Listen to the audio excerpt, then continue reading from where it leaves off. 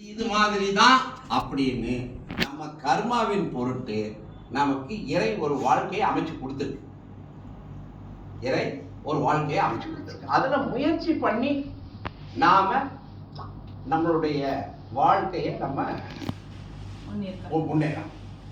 அதுல பலங்கிறது ஒவ்வொருத்தருக்கும் ஒவ்வொரு மாதிரி இருக்கும். அது அவரவர் கர்மாவின் பொருட்டு. அது இறை செய்யறது இல்லை. இதுல கடவுள் ஒரு சின்ன துரும்ப கூட கிள்ளி போடுறது இல்லை.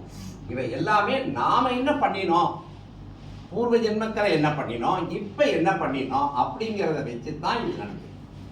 அதே சமயத்துல மனிதர்களையும் ஏற்றத்தாழ்வு கிடையாது.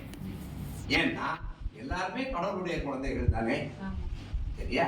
அதனால ஒருத்தன் அறிவாளியா இருப்பான், ஒருத்தன் மீடியமா இருப்பான், ஒருத்தன் ரொம்ப அழகா இருப்பான், ஒருத்தன் அவ்வளவு அந்த அளவுக்கு அழகா இருக்க மாட்டான். ஆனா இந்த பொம்மையும் வேணும்னு கடவுள் தானே படைச்சிருக்காரு. அதனால எல்லாம் சமம் தான் ஒண்ணு. அதே சமயத்துல வாழ்க்கையில எப்பவும் எதற்காகவும் யாரையும் கம்பேர் பண்ணி நம்ம வாழக்கூடாது.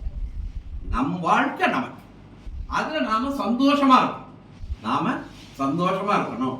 பிள்ளைகள்ங்கிறது நமக்கு ஒரு 20 வருஷ கமிட்மெண்ட். அதை பர்ஃபெக்டா பண்ணணும். அதற்கு அப்புறம் கூட அந்த அவர் வாழ்க்கை அவர்களை சேர்ந்தது, அவர்கள் வாழ்க்கை அவர்களை சேர்ந்தது.